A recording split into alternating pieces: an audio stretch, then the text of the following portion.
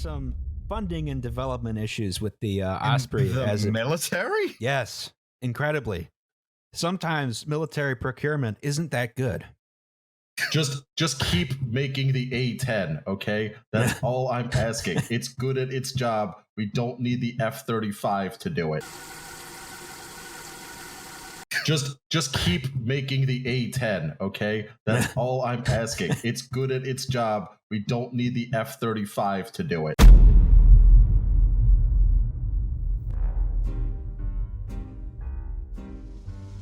I have started to realize that when you're talking about modern warfare, and in particular the weapons and machines of a modern warfare, the average person who wants to talk to me about it with their scruffy beards and their cardigans and their vacant stares, even if they have a keen military interest, know as much about it as they do the female orgasm. Which is not much. And some even claim it doesn't exist. I feel sorry for straight women sometimes, I really do. So with that in mind, discussing something like the F-35, which has been built for a future war in a world where things like suicide drones and smartphones exist and are accessible to things like local militias, is kind of easy to see why the average idiot whose war mind is still stuck in a 1970s concept of combined arms warfare might find it confusing and see it really only as a trillion-dollar jet designed to just make a few generals rich and thus are considerably more susceptible to things like this. An article by Forbes, obviously the most credible website of all the internet, which states that finally the US Air Force has admitted that the F-35 was a bad idea. It's a terrible aircraft and they're now looking to replace it with a lighter F-16 style fighter designed for dogfighting. And if that was true, that would make Pierre Spray right and me, Laserpig, wrong. And thus I would owe him a deep, deep apology. But do I though? I mean, really? Do I? Because I know some of you may find this hard to believe, but this article posted on the internet by an internet site which dominates half my screen with an ad may not be 100% genuine. In fact, in a fit of behaviour so uncharacteristic of the mainstream media, this headline, which is the only part of the article most people have read, may be something of clickbait. I know! The shock! The horror! Chapter 3 of the 1926 literary classic Winnie the Pooh describes the titular character Pooh Bear and his friend Piglet discovering a series of tracks which they assume to belong to a creature known as the Woozle. Yet, as much as they follow these tracks in hunt of the mythical creature, they can never quite seem to catch up to it. Enter the book's protagonist, Christopher Robin, who, after some brief investigating, discovers that the tracks that Pooh Bear and Piglet have been following were in fact their own, and the Woozle does not actually exist. Since then, the term the Woozle effect has been used to describe a situation where a claim is made with little or no supporting evidence, usually in a book or an online publication, which then leads to various other publications citing it as a reference, without checking it or doing any proper peer review. Further publications then cite them as a reference, and so on and so forth until you have a chain of citations that simply reference each other as a sourceable material without ever actually presenting any credible evidence. Hence why things like Wikipedia or the fabled r/ask historians are so frequently wrong, as their criteria for any claim to be considered credible is that it has to have appeared written somewhere in a book. Hence why so many people think the F-35 is a useless, expensive garbage plane, because, well, the press say so, and they say so because, well, the other press say so, and they say so because, well, the first lot of press said so, and then you follow it all the way back down the bullshit tree until you get to the Russian propaganda channel Russia Today. You've probably heard of it, and its interviews with Pierre Spray, who until his death was an avid critic of the F-35, and the main source of most of the bullshit you heard about it, despite the fact that he's never worked in the aerospace industry and is more famous for lying about how big and important he was in the development of the F-15 or the A-10 or whatever plane he's claiming he designed today, because once he worked in the closet in the basement of the Pentagon as an advisor to an advisor to an advisor to an advisor to the Secretary of Defense, who had absolutely nothing to do with the project, and whom Wikipedia still credits as the developer of the A-10 because, well, it was written in a book. I mean, what more proof do you need? Of course it's true. Someone wrote it down. Hi, it's post-production and very tired Laserpig here. Quick note, at the time of writing the script for this video, Wikipedia still credited Pierre Sprey as the designer of the A10. However, over the past month, there seems to have been quite a bit of back and forth, and it seems as of the 1st of this month, all references to Sprey have been removed from the article. Though some people do seem intent on putting it back up, so it may reappear at some point, and it's Wikipedia.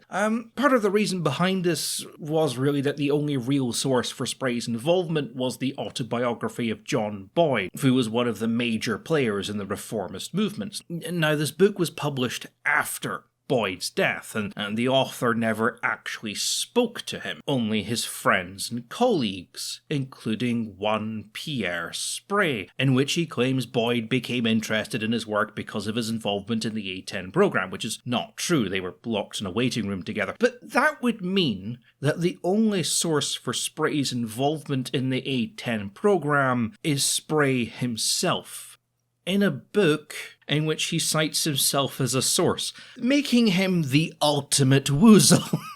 Can't make this shit up. Anyway, back on with the video.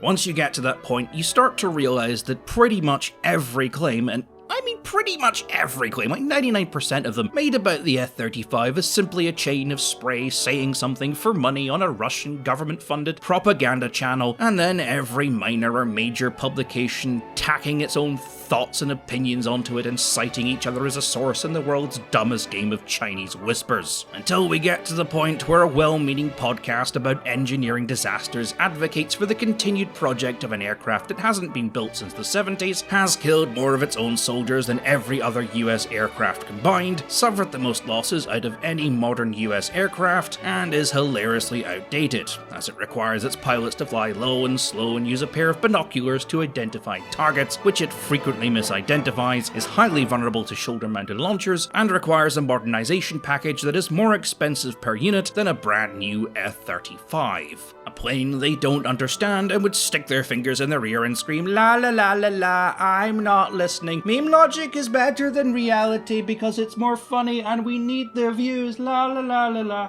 So no, I don't owe Pierre Sprey an apology, regardless of what Forbes or the various podcasters or people in my comment section think. He is wrong. F-35 good. A-10 still questionable if it was ever effective to begin with, and is generally only remembered fondly by people because big gun go brrr. Please continue to write that in the comments. It only gets funnier after the 600th time. But let's say you're not me. You're Sebastian, the average femboy that infests my Discord. How do you, as just a regular guy in your programmer socks, spot a Woozle in the wild? How do you know when media bias and lazy journalists have wrapped you up in their little tentacles? Well, buckle up, boyo, for I have a question for you. Has this ever happened to you? Welcome back to Piggy Springer. My son saw a swastika and now he's gay. My son saw a swastika and is now gay. Mom, I told you I'm 24 now. I just want to go out and drink beer. What has America done? Hi, I'm Laserpig. By day, mild-mannered pig-shaped human, but by night, equally as useless, but, more drunk. We've all been in that situation where we've been forced to return to the nest for the holidays and be confronted by the entire family who you never talk to. Your grandma makes a vague, racist comment about people with blue hair. Your mum tries to defend them out of embarrassment because she took an online class in wokeness, and your dad picks up the newspaper and says the whole thing has something to do with 5G or trans people or single mothers or barcodes or whatever the media is trying to make us all blame so we don't have to take personal responsibility for our actions. It's not your fault, it's never your fault, it's them, the other people, the liberals, the gays, the neo-Nazis, boomers, capitalism, communism, I don't know, whatever. And only when we finally get rid of all of these people can we get back to normal and you get your just reward. Even if deep deep down, you know they'll just find a new enemy to distract you with, because as long as you're scared and angry, you'll keep buying newspapers, or subscribing to news services, or just clicking articles because of their catchy clickbait titles that trigger that deep emotional scar you have locked in your brain that causes you to be halfway through thinking about the comment you'll post before you've even fully read the title that you'll share with all your dumb friends on Twitter like you fucking know anything. Now look down at your filthy, disgusting hands, gaze into your broken mortal soul and ask yourself the question, there has to be a better way. Hi, I'm Laserpig. Do you wish there could be a better way? Well, now you can. I'm here with ground news. Don't let the name fool you. It has nothing to do with the ground, sadly. You are not newsworthy, Ground. Ground News is not a disgusting mainstream media news network, but one of the first non-biased news comparison websites. That's right! With Ground News, you can actually read the news without any of the bullshit. Finally! Manipulative algorithms? Gone! Media bias? Sucked! Echo chambers and confirmation bias? Ha! What even is that? And it was founded by a former NASA engineer, making her more qualified to talk about the F-35 than pure spray. Ground News. Not only is every article sourced, it also estimates agenda bias on topics based on who else is covering them, with these handy little French flags. So you know if stories are more biased towards the left or the right or the center depressing part. It even highlights potential media blind spots, letting you see what the man is trying to stop you finding out. Ground News. It will even tell you your own media bias based on what you read, or with their free online quiz. But best of all, there are no judgments. No one's trying to manipulate you to one side or the other. It's literally just about transparency. They just want you to read the news. Ground News. I'm so excited about Ground News. I sawed this boat in half and repaired it with the power of news. Ground News. Ah yes, the Senate elections. I know nothing about what's going on, but with the power of Ground News, I can not only check related local news in each state, I can even see who's covering what, and even see news stories that would typically be hidden from me. And all of them are sourced right back to the original articles, making it even easier to spot woozles, media bias, and break out of your cognitive bias echo chamber. How much did you pay for this incredible News. Sign up is absolutely free. It's a website. You can just go look at it and read the news that hasn't been spoon-fed you by some disgusting mainstream media pipe organ owned by some fat-ass billionaire from his home on Pirate Adventure Island. But if you want access to more features like unlimited blind spot feeds, which is actually super useful, factuality distribution, or even if you just want to support this tiny independent team who is honestly doing a great job. I mean, how many neutral parties can you name that actually commit to remaining objective, especially news sources? Then prices start from 83 cents a month. 83 cents. You can't even get a coffee for that. Screw that. Premium service is $2.49. That's like a penny less than the coffee I don't buy because all the coffee places around here are terrible and I brew my own because I'm not a fucking savage. Or you can subscribe to Forbes for $49 and get all your news from one source like your dumbass parents and just assume that they are fully researching all their facts and not just spitballing whatever comes to mind because it sounds vaguely plausible, and they're judged by how many articles they write and how many clicks they get, and not about how good a journalist they are. Ground News. Click my link in the description to begin your journey of news and get newsing with Ground News. It will change your goddamn life. Especially if you're that one guy in my Discord who said these magic words. I read InfoWars. I keep myself educated. Jesus Christ, you need this more than anyone else. Anyway, Pierce Bray and other comedy self-proclaimed military experts were invited onto Russia today to speak in English and be broadcast in English, and no one found this slightly suspicious on how shit the F-35 is. And since then, we've had a collection of blog posts, Twitter accounts, and various web news sites that all continue to propagate the same rhetoric without ever actually checking if it's true. Say it with me now. The F-35 cannot maneuver, it cannot carry missiles, it's really expensive, it cannot defeat the Destiny in a dogfight, it costs over £1 billion, it can't... Of course, it's all just a woozle. Spray cannot back up anything he ever said, and would often refuse to do so, and when he did, his source was, well, himself, and the qualifications and experience he pretends to have in projects that he had nothing actually to do with. Fun fact, in all the documentation I've seen in regards to the development of the F-15, which is when the reformers were in their prime, Spray is mentioned exactly once. During a meeting to discuss contractors for the F-15's electronic systems, Spray reportedly barges in and demands that the F-15 be canned in favour of his own design, the F-XX. It's a cool name, but it wasn't really an aircraft design per se, it was just a list of things that he wanted removed from the F-15 which he felt were unnecessary. I'll list what some of these things were. The navigation equipment, the bulletproof cockpit glass, the ejector seat, the bomb and missile racks, or I should just say missile racks, the afterburner, the radar, and the fuel tanks.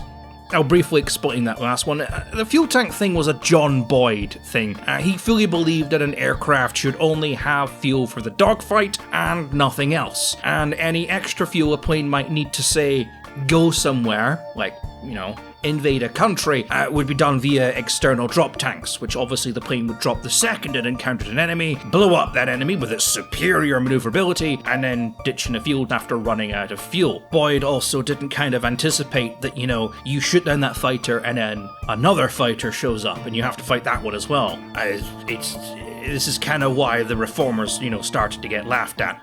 But Spray wanted to take all that useless shit off the F-15 and replace it all with a radio you could buy in a hardware store. Because, it's a radio, it does what radios do.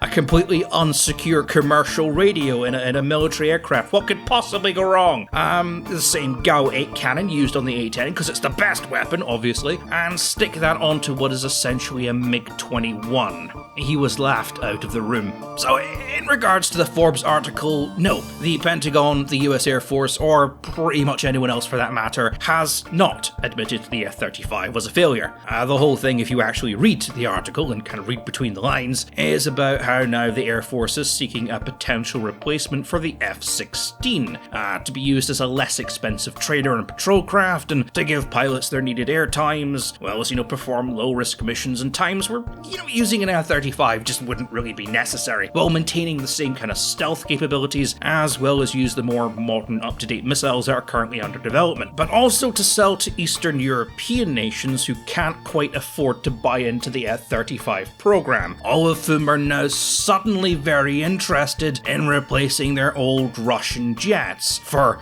some weird reason. The ungrounding of this article and the propagation of the bullshit that the F-35 has somehow failed is on the work of one Dan Ward, another proud member of the Reformers cult and author of the book The Simplicity Cycle, which obviously gets a plug. And with a book like that, I'm sure you could understand why the existence of a complicated fighter jet might confuse him. The engineering motto of keep it simple, stupid is something that, is a very good lesson to learn for engineers, but basically it boils down to simple things to do simple tasks, i.e. don't Rube Goldberg a machine that is overcomplicated for no reason, like these fucking rechargeable shoes. But the concept of keep it simple, stupid kind of falls apart when you have to apply it to the idea of building a stealth fighter that can operate as an interceptor, ground attack aircraft, bomber, hover, land and take off from carriers, and operate in a hostile environment where things like lasers, drones, and over-the-horizon hypersonic stealth missiles exist, while staying combat relevant for the next 50 years. Not because we want one aircraft to perform all these roles and do all these things, but because that is what an aircraft needs to be able to do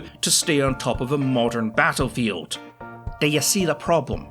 I mean, how do you do all that in a simple way? Because if you can figure that out, if you can build that kind of plane that's cheap and simple, then congratulations, the US Pentagon would like a word. Here's $1 billion from the US black budget. Shut up and go do it. Prove it.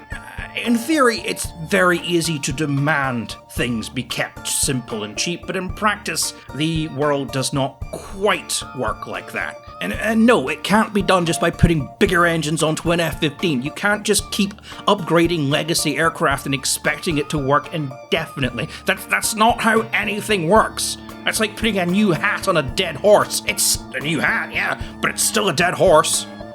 That said, Dan does make a good point, and he is right. The F-35 is an expensive plane, especially to run. It's a high-end fighter, and if you have limited high-end fighters, you don't want them in places where they are simply being wasted, especially if all it's doing is giving pilots their needed airtime to remain qualified. That role has always been performed by the F-16, which the Air Force stopped purchasing in 2001 and now consider fully outdated. And no, as I said before, it's not easy to just update these things. There is a flip side to making things cheap, and this is where people like Dan Ward have their failings. In his first book, Dan penned the idea of the FIRE system: fast, inexpensive, restrained, elegant. As if style has something to do with combat effectiveness. I think he just needed an E, and he couldn't really think of anything else. I mean, what else needed? Fast, inexpensive, restrained, elephant? I don't know. His belief is that technological innovations can be acquired by small teams with small budgets on short deadlines much faster and with less expense, as the limited time and budget forces the team to concentrate on the sole problem without getting distracted and adding extra features, which he believes engineers will simply add on a whim if they're too relaxed. You'll note here Dan Ward has never worked as an engineer on a design team. He worked in equipment testing. He now works as an advisor to a company that leases out management advisors to military contractors. You'd be amazed how many reformers seem to work exclusively as advisors, not to the military, but to third-party companies, or to their friends who sneak them onto inflated Pentagon budgets via the back door, so they can pretend their stupid ideas have more credibility because, hey, look at all these experts that agree with me. In one of his many publications, this one titled The Simplicity White Paper, Dan quotes the following. The pursuit of complex technology has resulted in the production of weapons that are high in cost, few in number and questionable in effectiveness. That is a quote from Fighter Mafia member Franklin Chuck Spiney in his 8-hour-long briefing, Defense Facts of Life, which would become the manifesto for the reformist movement. It argued that simplistic weapons had historically always been more effective than complex ones, and the US Air Force's obsession with complicated high technology versus the simplistic, rugged weapons of the Soviet Union would lead to the country's inevitable doom. The complicated weapon he was talking about was of course the F-15, which was under development at the time. Spiney and the other Fighter Mafia members wanted the F-15 to be a radarless gun plane. The Air Force ignored them, and the F-15 went on to become the most successful fighter jet of all time, which at the time of recording still holds the highest air-to-air kill-to-loss record at 105 kills to 0 losses. Dan, of course, ignores this and goes on to complain about the complexity of the F-15 over the simplicity of the F-16, claiming that the mythology of keep it simple stupid meant that the F-16 had a development time of just 8 months, compared to the 13 years of the F-15, failing to understand, of course, that much of the technology used on the F-16, including the infrastructure that utilised in its creation, such as wind tunnels, was the result of the development of the F-15. The F-16 was not a project that ran alongside the F-15 on a more constrained budget, and in fact came out much later, development starting in 1974, 2 years after the F-15's first flight, and used much of the same technology and expertise that had been developed for the F-15. The F-16 had been developed as a completely independent project. It would have probably taken just as long on just as high a budget. Dan Ward of course ignores this because it would defeat his point. Ward's inability to differentiate between unneeded technology and technology he doesn't think is needed is why people like him and the rest of the reformers don't work in the military, and why videos like this need to keep being made, to remind you all that the mainstream media is not a credible source as it once was. Subscribe to Ground News. But Ward was not hired for his expertise. He was hired because he is a walking flesh Woozle production machine. Everything he says sounds credible and has that ring of truth to it, which is great if you run a management advisory company and want to show off your credibility to stupid people who need management advisors. But like the rest of the reformers, he has absolutely no idea what he's talking about, is not qualified to even understand the basic principles of what he is talking about, and his arguments come entirely from thought-terminating cliches. I swear to God, if another person looks at me with that same shit-eating grin and says, but jack of all trades, master of none, in relation to the F-35, I may suddenly start advocating for mandatory IQ tests and the death penalty. Okay, this annoys me. I'm just going to rant for a second here. The phrase jack of all trades, master of none is supposed to apply to people who spend all their time learning new trades and skills as opposed to just focusing on one thing and mastering it. It doesn't really apply to a machine that can do two things. It's like claiming you need to drag a garden shed full of tools along with you on a camping trip because your Swiss Army knife is a jack of all trades and therefore not specialist enough for your needs. And now suddenly everyone else is pulling straws and who has to share a tent with you? So when it comes to the F-35 and refuting the claims many make about it, I could tell you how important modern computers, in particular data link, which older aircraft don't have, has become, or how difficult it is to program jets from the 70s to work with modern missiles, which is the equivalent of trying to install an RTX 3080 onto a fucking ZX Spectrum, or how big a factor stealth has become in recent years, how detection range has become the deciding factor in who wins an engagement, not maneuverability, how modern-day radar systems have nullified the anti-radar tactics employed by pilots in the 80s and 90s, even if they still do work in DCS world, how helmet-based systems have meant that a plane no longer needs to point at whatever it wants to target, and how data link with drones means that aircraft can now fire at targets with missiles as equally as stealthy as they are from over 800 miles away, never showing up on the enemy's radar because they never actually entered the fucking country. In any future war, swarms of aircraft will fight battles, never having seen their opponents, eyes almost entirely focused on a computer screen, information sent to them via systems on board drones and AWACS systems hundreds or often thousands of miles away, and the destruction of those systems will take priority over enemy aircraft. But that doesn't sound cool. It doesn't bring the image most of us will see in their mind of World War III, the dogfights, etc., what is known as the Top Gun factor. So it's kind of almost dismissed.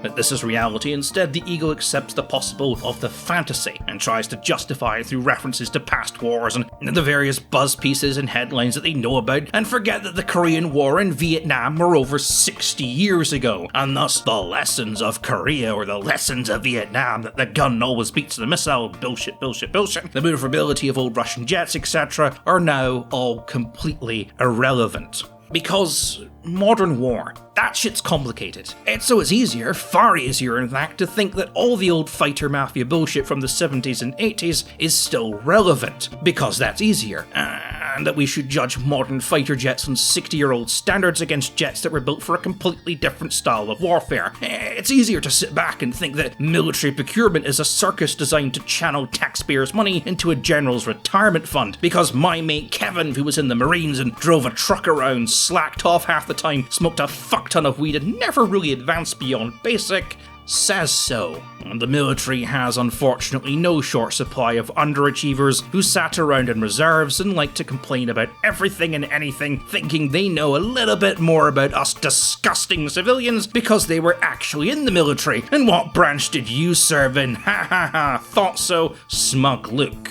To put it simply, in the most simple language that I can think of, and I tried doing this with a group of English people in a pub, and it worked on them, so if it doesn't work on you, dear Christ. The F-15, the 16, the A-10, and whatever, is to the F-35 as the crossbow was to the gun.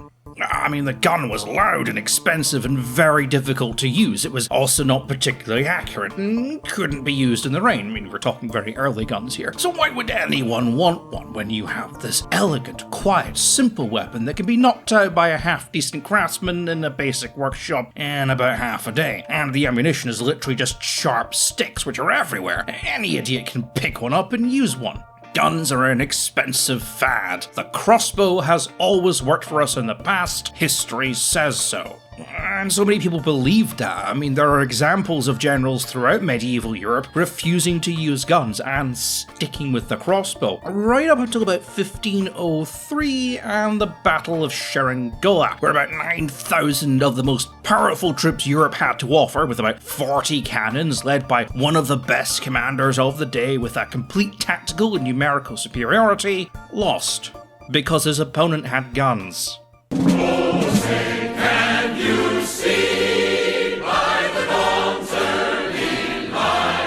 In spite of all their apparent drawbacks, guns could do what crossbows couldn't, which was penetrate heavy armor, and cover and even shields. It made the concept of armor and shields completely obsolete, which is why armies around this time kinda stopped using them. And there are numerous examples of this happening all across the world. Guns had changed the face of war, and heavy armor and swords and crossbows, the old ways, just didn't work anymore. This was the dreadnought effect, something I've spoken about before. A period of transition where a single new invention changes the rules of warfare to a point where established conventional wisdom no longer applies. And in a way, that's where we're at with the F-35. War has evolved beyond what conventional wisdom and that tiny reptilian part of everyone's brain that tells them that fighter jets are awesome can logically process. You can't explain to the common public that blitzkrieg is not a battle tactic that works anymore in a simplistic enough way that fits into a Twitter post. I mean, people compare the militaries of nations by looking at numbers, and the bigger number means obviously the better army. You know, the speed and armor of the firepower of this tank are so much better than that tank, therefore this tank wins the battle.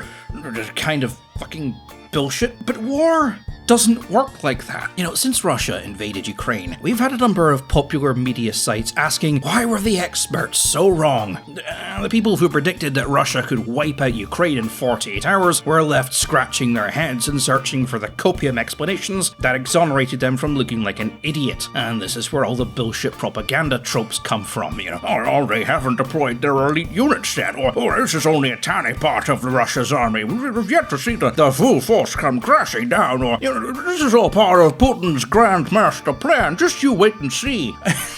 Etc., etc. Because Russia's numbers are bigger than Ukraine's, so logically they should be able to win, and they aren't, and this is confusing for them. And what these articles never really seem to consider is that the answer is not that the experts were wrong, it's that the experts, or the experts they were listening to, were not actually experts. The term military analyst is not a legally protected term. It's not like doctor. It's more like economist. You know, any asshole can start calling themselves one and fart out a vaguely plausible opinion on the current situation. Real experts, the real analysts, and the Russian studiers, and people who actually knew what they were talking about, knew this was all going to happen from day one. And many said so, but they were ignored, because they offered complicated explanations to a very complicated situation. The reformers, meanwhile, the pretend analysts, like people like Spray and Ward and whoever else, who work or worked in third-party advisory companies and sell tickets to lectures, are not experts in military analytics. They are salesmen. They sell simplicity. Keep it simple, stupid means keep the explanation simple, short enough to fit on a headline, and simple enough that even the stupidest person can understand it, so that they can have something to discuss around the water cooler to make them, feel smart again. It doesn't matter if by the time it's gone through that simplification process, it's technically wrong, which is something called hypernormalization. Don't look it up, it's extremely depressing. What matters is that you can sell that idea to the public, and the public love simplicity. They love being able to have an opinion on something without having to be bogged down by the harsh complications of reality. And newspapers, well, they love to sell you that shit. They're selling you opinions that you can redress as your own with absolutely no effort. Simple explanations, which mean you don't have to think too hard, so you can get on with your busy life without letting any of the real problems bother you as you and Cassandra meet for lattes that afternoon to discuss those World War I trenches you call eyebrows. And because all these oversimplified explanations are all technically wrong, the same newspapers can throw all that shit at their rivals by fact-checking their explanations. And because those other people got it wrong, well, that means we got it right. Because as we all know, there are two sides, and only two sides, to any story. Again, ground news. They don't want me swearing, but for fuck's sake, it's the price of a cup of coffee, and they will literally point out media narratives to you. Just do yourself a favour. So, when it comes to the F-35, you will hear a lot of shit about it. It can't dogfight, can't carry missiles, how it's not stealthy, it can't carry the fuel for extended missions, blah blah blah blah. Or that things like stealth are gimmicks and the existence of the S-400 nullifies it as a viable tactic. Whatever. All courtesy of some moron whose idea of research is typing things into Google, unaware that the facts and logic they spout out are almost complete fabrications courtesy of a propaganda department. I know some of you all have very strong opinions on the F-35, and there has been a lot of shit thrown at it over the years. And if people would like, I might get into some of those in more detail, but for the time being, take this advice. You don't know anything about the F-35. Blogs like War is Boring in 1945 and National Interest do not know anything about the F-35, because almost all the information on what makes it such a groundbreaking plane is classified. What is not classified is beyond their understanding, and they make more money calling everything shit as opposed to great. And the sources of most of those blogs are self-proclaimed military experts whose credibility is barely a step above the average Reddit comment, or in some cases far below it. And of course propaganda rags from foreign nations backed by their own military development companies looking to sell their alternative companies to budget militaries in Asia and Africa and South America. Don't buy their expensive bullshit, buy our expensive bullshit. It's so much more rugged and simple, and that's a good thing, trust us. You'll also note that since Russian propaganda channels suddenly all got deplatformed, a lot of these blogs are now suddenly saying nice things about the F-35, almost as if all their sources on just how shit the F-35 is was exclusively, literally, Russian propaganda, or that recent events have created a sudden shift in the public's opinion, and all those blogs do is appeal to that opinion rather than state what is factual. Again, ground news. Educate yourself. So no, they don't know anything about the F-35 either. They just spout whatever rhetoric is popular, and half the time they all just copy each other and never question it until it eventually filters down to people like Blacktail, who quote them as a source because, well, I don't want to just call them stupid, but quite frankly, the evidence is overwhelming. So please, admit that you know fuck all. The technology and tactics of warfare has fully surpassed that tiny part of your reptilian brain that says tanks, cool, and please, for the love of my sanity, shut the fuck up about the F-35.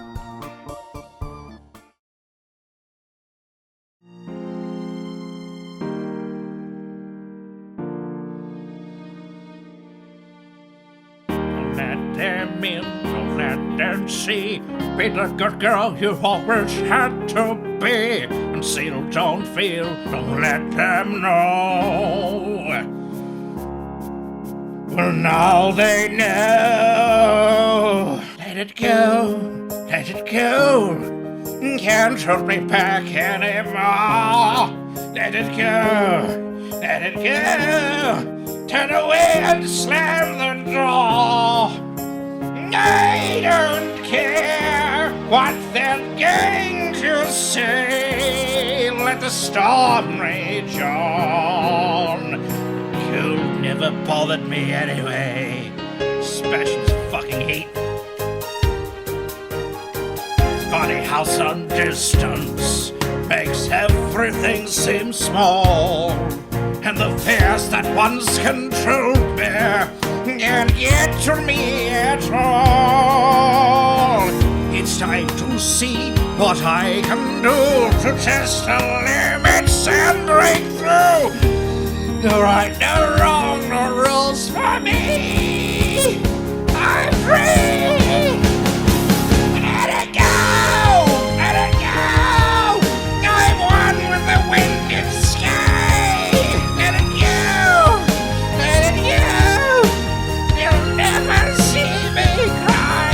So fucking here I stand. And here I'll stay. And storm rage on. Just the castle a little bit. I can build the castle, let's do it. My power varies through the air into the ground. My soul is spiring in frozen fractals. Oh, fuck, I can't be arsed anymore.